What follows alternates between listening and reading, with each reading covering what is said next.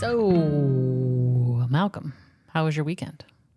It was pretty good. I got to finally play Spider-Man 2. Oh, yeah? Yeah, and I've been loving that game. So that's been a lot of fun. I've already almost done 100%ing it, and I've only been playing it the past few days. I'm not shocked by that. No, it's also not that big of a game, Okay. which I actually like from them, because then it's not like I look at the map and it's just filled with random crap that doesn't even matter. Like all of their stuff actually matters that is on the map, which I like. And then speaking of Marvel, we went to see, we went to the Comics Art Festival here. The Toledo Comic Arts Festival. Yes. And we appropriately listened to a, not recounting, but A history of Marvel's superheroines. yeah. And I say appropriately because the Marvels is coming out on Friday, which I'm also somewhat excited for. I'm very excited for it. I'm excited. Anyway, yeah. Yeah. Well, and he tied it into, Jim Beard, who is a comic artist and historian and journalist, said, like, he was like, in anticipation of the Marvels, I thought we could review. Yeah. So, Yeah. I mean, it was pretty interesting. And I already knew that Marvel was very ahead of its time with, like, bringing in groups other than white men into the comics. So it was kind of interesting hearing that from someone else's perspective as well, where he was like, Marvel's like, this was really the first female superhero. This was really the first female superhero with powers, et cetera, et cetera. Yeah. Yeah, and I also I forgot about the detail that, because I've been reading the comics all the way from like the Silver Age, which is starting with Fantastic Four #1 in 1961. Like that's when it really kicked off. But I completely forgot that Wasp is the one that names the Avengers. So one of the most popular superhero teams of all time was named by a woman. Oh, yeah. I mean, technically Stanley, but I kind of liked, you know what I mean. the right. I kind of like the origin story of that in the Marvel Cinematic Universe better, though. Like, according to the speaker, they were just like, they got done with their like first adventure together, and she's like, why don't we call ourselves the Avengers? And like, it just seemed kind of random. Yeah, they weren't avenging anything in the first comics. So. Yeah. But yeah, I just rewatched Captain Marvel the other night, and at the end, Nick Fury is sitting in his office and he's putting together, I think he called it the Protector Initiative first, and then he was looking at a picture of Carol Danvers next to her which is called plane, the Avenger, and it says Carol the Avenger Danvers, so that was like her nickname, kind of. Gotcha. And so he named it the Avengers Initiative, and which is funny because she's the least present member of the Avengers. It's true, but like, according to the Marvel Cinematic Universe, she's kind of the one that inspired him to understand that there's more to the world. So it's more than just them on Earth, and and I don't know, it felt like it had more purpose to just like, let's call ourselves the Avengers. Even this, I think it was this season of Loki, he was like, oh no, I think it was Mobius in the first season that was interrogating Loki, and he was like, the Avengers literally avenged someone that you killed to take you out. Side note, I think one of my favorite things from, I think it was this season, was Loki's like consoling Mobius for like Mobius getting a little angry about something, and he was like, look, I once held New York City hostage while doing blah blah blah blah blah, like it happens. Like, the worst part is that like on their timeline that was only like a few weeks ago for Loki, if that. That's true. Weird. I know, right? That's what I always try to keep in mind, is that Loki has like just like he's barely past the Dark World movie in terms of timeline time. Right. Yeah. I also rewatched The Avengers this weekend. Oh, really? And after we went to the speech on Marvel Superheroines, I was like, oh, I feel like watching a Marvel movie now, and I couldn't decide which one. And It's always Avengers. Avengers is still one of my favorites. It's so good. I've been watching a lot of Critical Role, and I totally did not realize until Dad pointed it out that the waitress, yeah, is I on recognized her Critical- right away. No, But see, I knew her. I knew that she was on Critical Role, and I knew that she was big into board gaming and all Yeah. that stuff. But I knew her as Chrissy, the little sister on Growing Pains in a TV that's show. what Dad said as Yeah, well. yeah. I so, know yeah. her as Ellie from the Last of Us video game. Oh, that's right. You had told me that before. She's Yeah, a that voice she did the actress. voice for that. Yeah. But it was interesting to kind of watch that, and you could see moments where Loki was like, maybe I shouldn't be doing this, but most of the Yeah. time he's just being an evil jerk. Yes. But it is interesting to kind of, I would be interested to go back and see every movie Loki's in and just sort of see that. I feel like that struggle is within him a lot. Like, maybe I should help. Maybe I should be better. Like, and then he's just like, nah, I'm evil. Ha ha ha. Surprise, it's me. And he stabbed me in the. Yeah. But yeah, I was okay with Captain Marvel, and I don't really like the superhero that much, Captain Marvel, in the comics or in the movies. Mm-hmm. I think it's just one of those things where she's kind of overpowered, and she owns it, which is cool, but that doesn't really make for an interesting story a lot of the time, especially with how long the comics have been around. Yeah. It just kind of gets boring at some point or another where she could just kick everyone's ass. But it's cool, I guess. But Miss Marvel, the TV show wasn't that good. Oh, yeah, it really wasn't. I mean, it was done by a fully amateur team. Really? Yeah, so I think it was actually pretty good for it being a fully amateur team, but the casting of Kamala Khan was perfect. Oh, yeah, she was great. I really liked the actress, and I felt like there were some really good things in the show. Yeah, for sure. Just overall, I kind of felt meh about it. Yeah, the story wasn't that great. And then, of course, they had at the very end the little X-Men hint where they had the 1996 or 1992 X-Men cartoon music play when her best friend said that she has mutations in her genes. Oh, I forgot about that. Which was pretty cool. But then Interesting. Spectrum, I loved in WandaVision. Monica Rambeau I've really liked her character so far. Oh, yeah. Yeah, that was really interesting in WandaVision, how that all, yeah, I like Monica Rambeau. So I'm interested to see this because I think Captain Marvel having a supporting cast is going to make her a lot more interesting to me than, because she usually just rides solo. Higher, further, faster, baby. Yeah. Yeah. Yeah. Oh man, what was in the trailer that I wanted to? Oh, all the flirkins.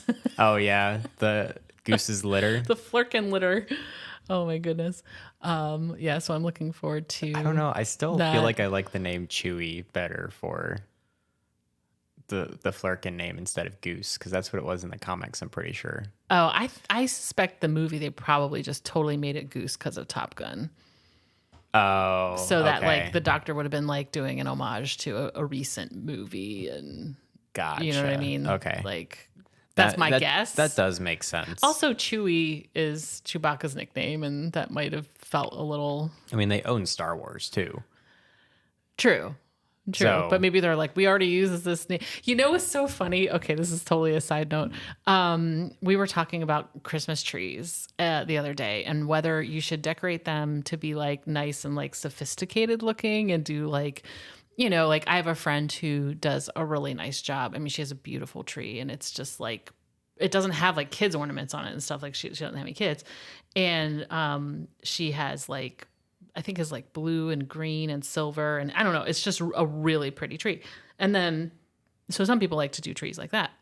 And then other people are like, trees are for kids ornaments. That's what my one friend was saying, he's like, that's totally what it's for. It's for the kids' ornaments. It's like, it's not meant to be like, this like, And I said, I went the more like kind of pretty route for a few years. I said, and then last year I was feeling nostalgic because my son's getting older and, I was like getting sad about it. And so I decided to put up all his ornaments. I mean, and ours too, but you have a lot of ornaments.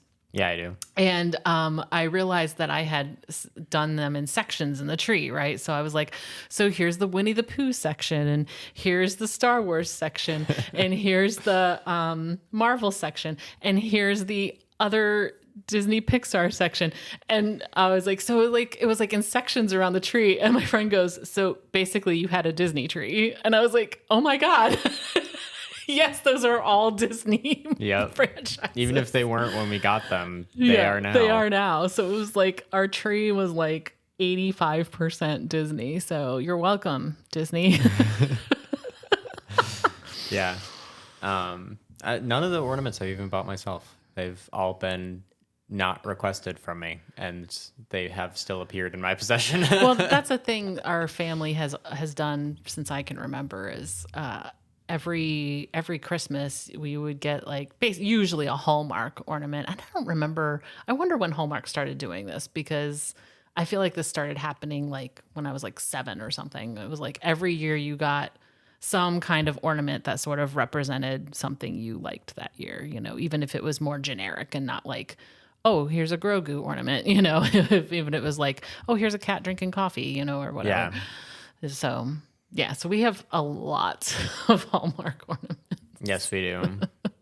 I still have the Mandalorian holding Grogu that we haven't put up yet from last year. Oh, yeah? Yeah, because I think I just stood him up downstairs. There was one, I forget exactly how, but I think you like hung it from the ceiling, and it was like, I think Grogu was like on top of your tree, but then like reaching out, and then like the light that would be on the top of your tree was like hung from the ceiling, so it looks like he's, you know what I mean? I think that's how it was, but I don't know. Anyway, I still just want a little statue of him playing with a little metal ball, but nobody like has that ever. And really? I'm like, it's so iconic. Yeah, I know. It's like he's constantly, the entire first season is trying to get this metal ball until Mandalorian finally just gives up. He's like, here, take it. My favorite part is when he gets, the Mandalorian gets all excited when he finds out his name, and he's just like, Grogu. And he's just like, oh, that's so great. Anyway, sorry. Yes.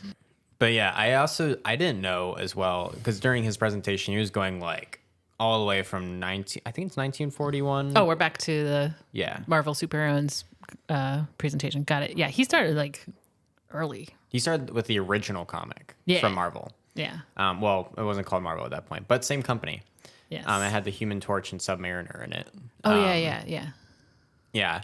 Actually, what's interesting is I recently read Fantastic Four comic where that Human Torch comes back. Mm-hmm. Because that Human Torch is like an android from like from World War II. Okay. I don't know. Why not? And but yeah, that was interesting. And then also, but yeah, it was cool seeing like the full history, like from beginning. Obviously, he skipped a lot of Superheroines because it was only like an hour presentation. Oh yeah, and he even mentioned, I think he was like, "Oh, I don't have time to talk about that person or whatever." Yeah. I wasn't expecting him to mention Moon Girl and Devil Dinosaur though. That was pretty cool. Yeah, that was really interesting. I really like her. She's funny. But then what I definitely didn't know at all was that Mary Jane has become a superhero this year. Oh yeah. I didn't know that. That was where he ended, was with her. Did she have a jackpot? Yep. But yeah, I remember the whole thing he was talking about where Mary Jane wasn't introduced for like a year but was mentioned. Yeah, she was like mysterious and because I remember reading all the comics and I was like, oh my gosh, this is just getting annoying. Just show her already. Because Peter would get home or something like that from superheroing, and Aunt May would be like, superheroing. Yeah, and then Aunt May would just be like, oh, you just miss Mary Jane, and then he was like, it doesn't matter. It's your future wife, but okay. Yeah, whatever, man. Yeah, I thought what I found really fascinating. So, I mean, of course, they have all these throughout the comics, there's always like characters that get introduced and just go away because they're not very popular or whatever. There were some that I had never heard of that I thought I was just like, oh, okay, that happened, I guess. But what I thought was really interesting was the number of people that were like not superheroes, and they kind of went, like he mentioned that they were kind of like Archie comics in a way, where it wasn't about superheroes, it was about just people or whatever. And Patsy Walker was one. Yep. I've Patsy Walker lasted a very long time because I have this like Marvel timeline thing I look at where it shows all of the Marvel comics that they've ever come out with on a timeline. Oh my God. So you just select the month and it lists all of them. And so I've just been reading it through like that. But every single month there is a Patsy Walker one. And I know what it's leading to because I know Patsy becomes Hellcat. And I only know that because I watched the Jessica Jones TV, which actually is probably one of my favorite superheroines, is Jessica Jones. Oh, yeah. I remember you. Oh, yeah. I was going to ask you because she's in Jessica Jones, right? The TV show. Patsy Walker. Is it her friend? What do you mean? That I only watched the first season. Yeah, it's her blonde friend. The blonde friend. Is that Patsy Walker? Yes. That's why I recognize the name. Turns to Hellcat. Yeah. Okay. She even becomes Hellcat in like the third season. Or yeah, something like that. Or he mentioned that and I was like putting all the pieces together. He barely mentioned Jessica Jones, and I was so sad because I was like, Jessica Jones is one of my favorites. Probably because she's like a PI, and she doesn't really do like the big time superhero game. I mean, she's just super strong. She is just very strong. Yes. Yeah. And then they're also my favorite couple in the Marvel comics is her and Luke Cage. Oh. Mm-hmm. And then right now they have a daughter that they're raising as well. And there were comics that were released not long ago that showed the future, or that was taking place in the future, and their kid becomes the next Captain America after Falcon. Oh, really? Yeah. Oh, that's interesting. It's like superhero dynasty. Yeah. So it was so cool seeing that their daughter became the next Captain America. Especially since it went from like white Captain America, black Captain America to black female Captain America. Oh, wow. So. Oh, that's interesting. That's interesting. Yeah, I didn't even think about the fact that he hardly talked about Jessica Jones. Yeah, I mean, she's not like super, super prevalent, so I kind of understand, but she's still one of my favorites. I still like her a lot. I just like her and Luke Cage's attitude, especially since Luke Cage, I don't know if it's right now, but at least last year he was mayor of New York. Oh. Yeah. Okay. So pretty awesome power couple. Yeah. Literally power woman and power man is there. I mean, yeah. I mean, because Luke Cage he's also just like super strong, right? Like and has unbreakable skin. He has unbreakable skin. Which does make medicine a little hard for him sometimes. Oh, dang. Yeah. Ooh. Yeah. I remember in the TV show, he got shot with like this bullet that like drilled into him and then exploded, but they couldn't get out the shrapnel from inside of him because they couldn't pierce his skin. So I immediately started thinking about that character on The Boys that also had impenetrable skin, but I don't want to talk about how he finally met his demise. You don't want to talk about how pretty much any of the Boys villains or heroes have met their demise. No, not at all. That was I couldn't. I could only do a season of that. So yeah, it is very hard to watch. It is. Yeah, it's a lot. It's a good story, but yes, that's the thing I hate. I hate when there's like a good story, but it's either too much gore or too much horror or a ton of nudity too. It's very that too. Yeah, that's very gory, very nudity. Nudity. Nudity. It's very nudie.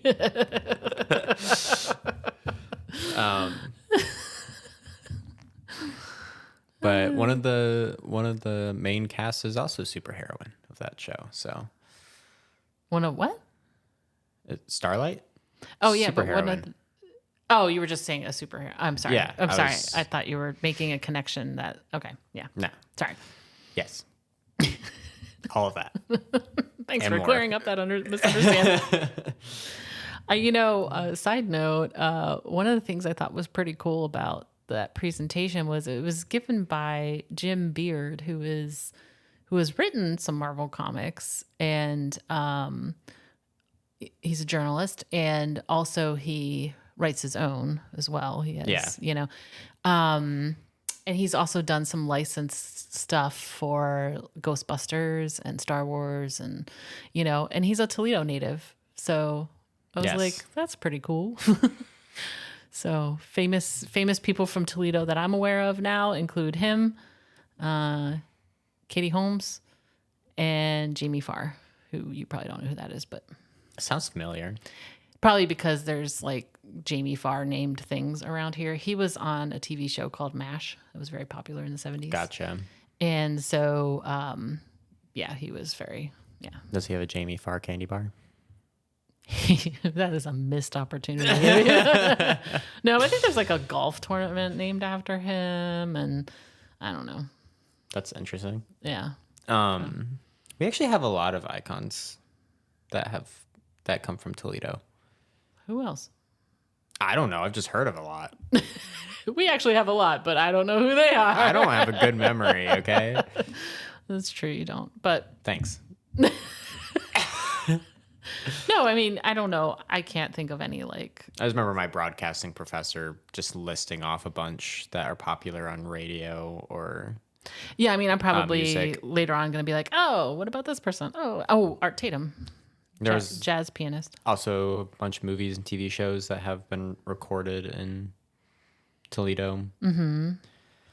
Yeah, but the one that always really ticked me off was there was an episode of Supernatural where they were like hunting down whatever spirit, ghost, demon, I don't know. Yeah. And they're like, we need to do some research, and they're like, found themselves in Toledo, supposedly.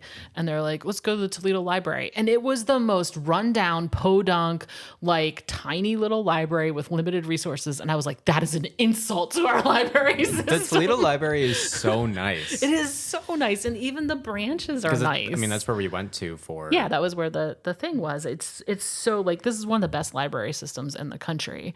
And so I was like, how dare you? How dare you represent our library that way? Yeah, I remember Shelby walking in there. It looked like it was like the Holy Grail. Like she was like, "Oh my gosh, look at all the books." She was like, "There's multiple floors." Yes. Yeah, it is quite the gorgeous library, and there's just so many branches. It's pretty impressive for a city this size, I think. Yeah, I think there's literally an entire floor. It's just dedicated to children. There's a children's library. They redid. Yeah. Redid. Bleh. They Bleh. redid. Maybe The 10 years redone. ago. 10 years ago, maybe. I don't know, but it's really nice. Plug for the Toledo Library. But yeah, superheroines. I actually think that the Marvels is another test, because there already was one test in Avengers Endgame where all of the superheroines that have they been came out introduced so together. far. Yeah. And Spider-Man. He was just laying on the ground though.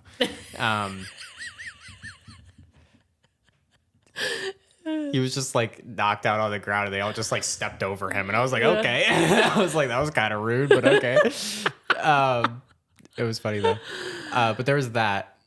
And then they also have, they've had the Dora Milaje, and they've had a bunch of the women fight in Infinity War too. But then I think the Marvels is also going to be a test for a full female cast where, female villain, 3 female leads. Because there is a team in the comics called A-Force, I think it's A-Force. That's just all female Avengers team, basically. Oh, really? So I wonder if they might, because they've also been testing the waters with Young Avengers with like Hawkeye. Oh yeah. With and Kate then Bishop. They've also been like throwing in little teases of like young Loki and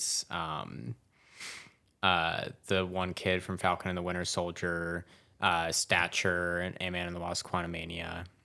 The kid from Falcon and the Winter Soldier. Yeah, the like disgraced super soldier, that kid that was taking care of him and always helping him. Oh, I barely remember that. I haven't seen that in a while. But yeah, I don't know what hero he was linked to though, but apparently He's linked to something. he's on the roster, like the fan roster for it. So I don't know. Well, and also, didn't you say like Ant-Man's daughter? Yeah, stature. Yeah. Yeah. Oh, I Yeah. didn't know that was. Yeah, I knew her as Cassie. And then you had Wanda's kids, but they're deleted from reality now, so I don't know what's going on with that. But yeah, they've had little teases for A-Force and for Young Avengers, and so I think they're kind of like messing around with those ideas to see if people like them, because Yeah. there might be a Young Avengers or an A-Force team. Because then they could also do West Coast Avengers as well, and there's all the superhero teams. You know, I didn't think about it until this moment, but the two soups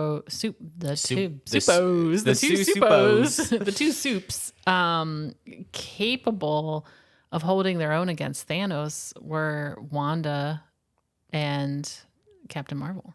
Yeah, I mean, a lot of them held their own. I guess I mean like the power shown in Captain Marvel, like in the movie, she like what's his name, the Kree dude, played by Lee Pace. I can't remember. Ronan. He's like, okay, we're running. Like he like turned tail and ran, like because she just destroyed like one of his all of his ships in the movie. In the movie. Sorry, in the movie. Yeah, I was thinking Endgame still, and so I was like, oh no, what in the Captain Kree Marvel dude is movie, there? no.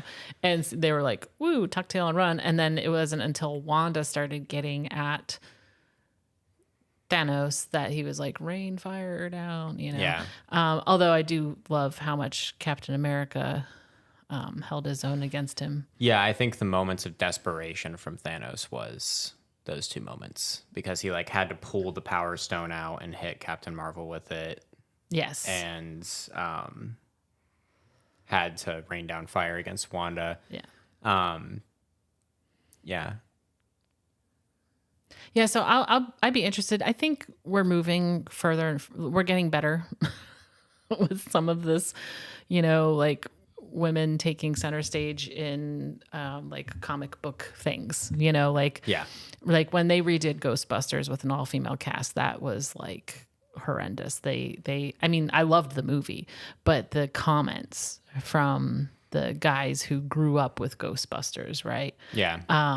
It wasn't just like, oh, you shouldn't redo the movie. It was like misogynistic. You crap. shouldn't redo the movie with women. Yeah, I mean, and it was bad. It was, you know, and then of course they were like reviewing it without even seeing it, and you know all that That's stuff. That's where I think Marvel will be better, because people who are fans of the comics, this stuff has been around with That's fair. female superheroines. That's the only kind of superheroines there are.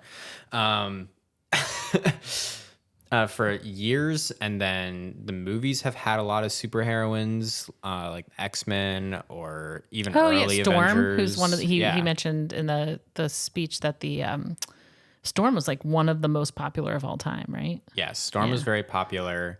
And there was like who did Anna Paquin play? The one that could touch and absorb. Rogue, yeah, and Kitty Pryde.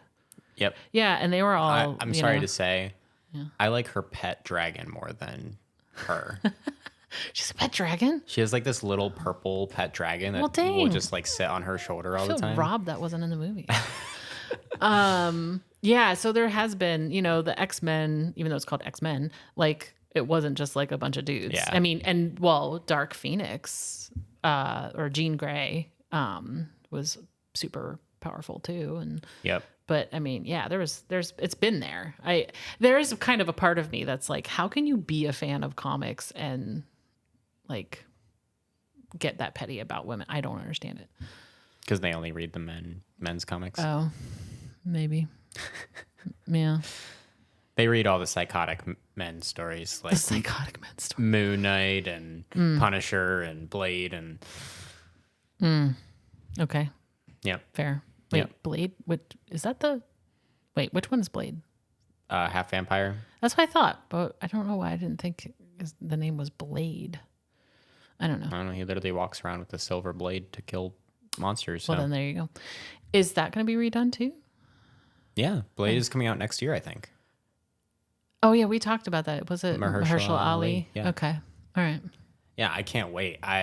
He seems like he was a great villain for Luke Cage, and I think he'll be a great Oh, he was Blade. a villain for Luke Cage? Yeah, he was Cottonmouth is what his name was. He was in the first season. Huh. I didn't know that. I'd in general just watch Luke Cage show. It's so good. At I least know the it's first one of your season favorites. is. Yeah. All the Defender stuff is good. I heard Iron Fist kind of sucked. Iron Fist's okay.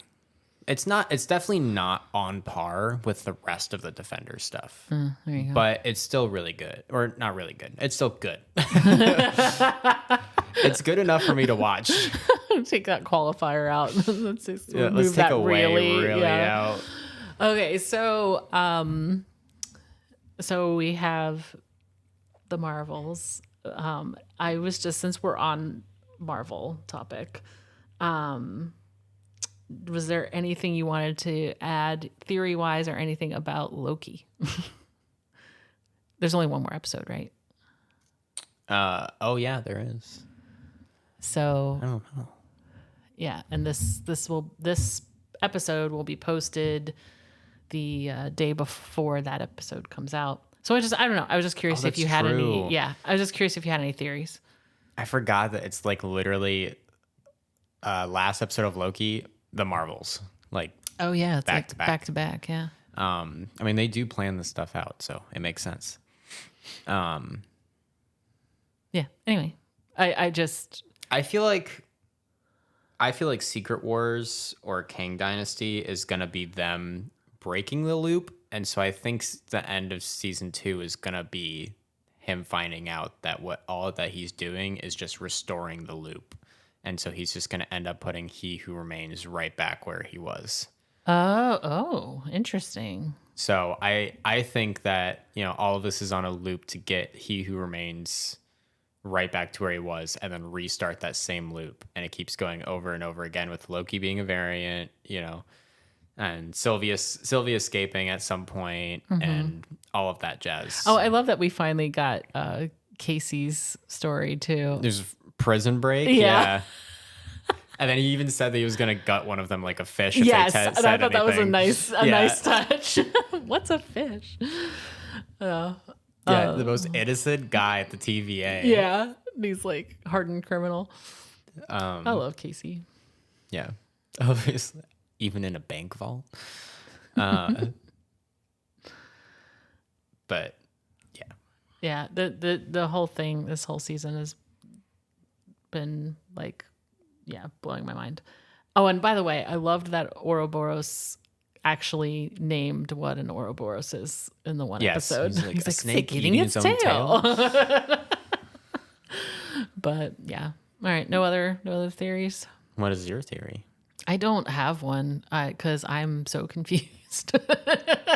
Yeah, I seriously think that Loki's gonna find a solution, and that solution is putting He Who Remains right back where he was, and it's just going to reset the loop. That's kind of disappointing. And then, but I also don't know because I still don't know if it's been confirmed or not if Loki is going to be in Deadpool 3. Whoa, what? Yeah, I've already told you this. I don't remember. But yeah, he's supposed to be in Deadpool 3 and Mobius. I don't know if Sylvie is, but now, it might just be a quick cameo. Like, they might pop in and then pop out. But one of the fight scenes that they've shown on, I don't know, various social media, it looked like they were at the Void at the end of time fighting. Really? Yeah. So, was it a Deadpool variant? I don't know. It's just, it looked like Deadpool and Wolverine were fighting in the Void at the end of time. Could be that Deadpool was timeline hopping and was just killing off people he didn't like. Because as you do. Elektra is also supposed to be in it. And so are, I think, some other Fox Marvel actors and actresses. And so a lot of people think that he's going to go around cleaning up the timeline of all the crappy Fox movies that have released. And he's going to be pruned. That's kind of funny. Yeah, well, there's nothing on IMDb about it, but I suspect they hide that stuff nowadays. Because they have confirmed that Deadpool 3 is supposed to be Deadpool's introduction into the MCU. So. Okay. I wonder if we're going to have Cable back, too. If we're going to have what? Cable. Well, it looks like Vanessa is back, but didn't she die? We're dealing with time travel here. Right, so maybe that's a reason to search timelines. Okay, well. People still want a Captain America TV show where Steve Rogers is trying to escape the TVA. What? Yeah, because he time traveled? Because the theory is that Captain America wasn't supposed to stay in the past and live out the rest of his life with Peggy. But there's always been evidence throughout the entire Infinity Saga that he has been with Peggy this whole time. All the pictures of her with her husband doesn't have her husband in it. Anytime that she talks about her husband, she doesn't name who it is. Oh, and she had dementia, so her forgetting Steve and talking about, like, could be just dementia doing its thing. Yep. That's interesting. That is really interesting. So, yeah. Now I'm going to have to pay more attention to that. Doesn't he visit her in Winter Soldier? Because that was the other one I was planning on watching the other day, and then I was like, because she dies in Winter Soldier. Yeah, right. Because then he finds out Sharon. Yeah, okay. And that was the one I was gonna watch on Saturday, and then I went to the Avengers. So now I want to watch that and see that, or like watch that interaction. Yeah. Oh, interesting. Although, like, I don't know, all the time travel and multiverse stuff doesn't always make a lot of sense to me. So, yeah. Well. Anyway.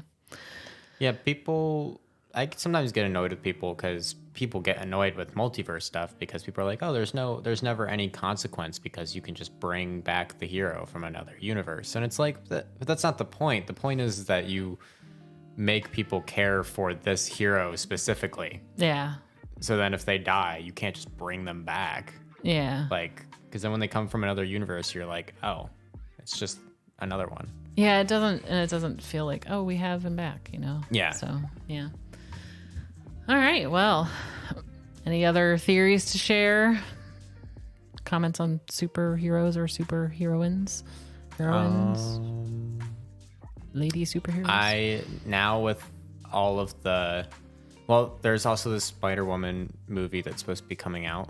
No. And a Madam Web movie that's supposed to be coming out. Was not aware of these. Yeah, Sony had.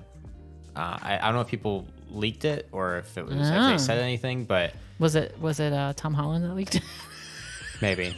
I mean, this is Sony, so I don't think he messed with any of that. Did. But I would love to see a Gwenverse movie at some point that's in the style of Into or Across the Spider-Verse because you know there's Gwenpool, there's Spider-Gwen, there's a Gwen that's Captain America, there's lots of Gwens. Yeah, there's a Gwenverse comic that's come out recently. Oh, interesting. That's showing all the different things. So yeah, I think that would be fun to have.